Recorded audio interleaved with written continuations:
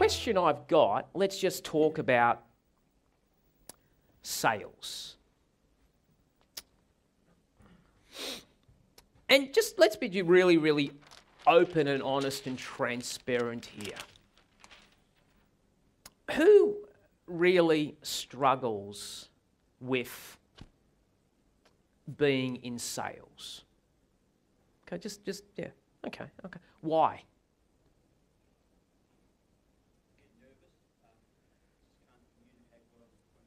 Okay, so you're nervous? Great, okay. Well, asking for money. Okay. So asking for money and nervous. Okay. Great. All right. All right. Question I've got. If you never knew me and you invited me to a barbecue, and in this barbecue I had these amazing white shoes on. I had I don't know, maybe a chunky gold chain, like a crucifix on me.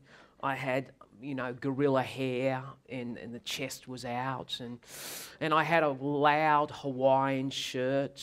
Okay, you got the picture. And you ask me, what do I do for a living?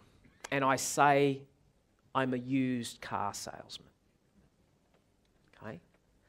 Without knowing me, without even getting to know me, what would be your perception of me? What would you be thinking? You wouldn't say it to me, but you'd be thinking to yourself. What would you be thinking? Yeah. Sleazebag, slippery, dodgy, liar. You got it. Okay. Let me give you an amazing insight and revelation that I had. I used to hate selling, used to detest it. I actually used to think it was below me to sell. This whole concept of, I remember at Harvey Norman, I used to get quoted in the media as super salesman because I was a fast talker, and they assumed fast talking with selling.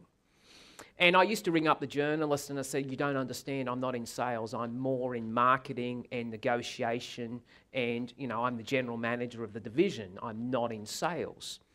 And I used to say it time and time again. And when I left Harvey Norman after 10 years, I started my own business, so I actually had to learn how to make money. It was really important for me to make money, and I went into corporate advising. And I was really struggling because I knew the knowledge, but I actually didn't really apply sales principles well. Because the problem that I had, and this is the deep problem that I had to come to grips with, is that selling didn't fall in line with my value systems. So I could read every book on earth about the subject, but because I viewed selling in this way, because I had this anchor that said, if you're good in selling, you actually have to be a bit of a bullshit artist. You have to have the gift of the gab. You actually have to manipulate people. You actually have to push yourself. You actually have to be a bit of a pest. Because that's how I viewed selling, because that's how the media portrayed salespeople sometimes. And then I read a couple of books, and I then came to the conclusion that I had to change my values regarding sales, or get out of the profession altogether and just go and work for someone else. And essentially, if you're struggling with this, let me give you an understanding of something. You don't sell. You don't. My role now is to help people to buy. I never sell. Because deep down, my job is to provide people with pleasure. And they receive an enormous amount of pleasure when they buy. And do the test. Go to your children and say, hey, let's go and buy something. You see the smile in their dial.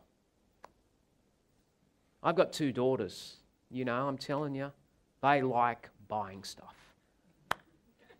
They absolutely adore it. I think there's Westfields. I think it's a church. I think people pay worship to the shopping gods. There is a philosophy called retail therapy. There are people going around in buses just to buy shit. Okay? So we anchor buying with pleasure. We absolutely adore buying stuff, but we hate being sold to. So my paradigm was actually now my job is to help you to buy.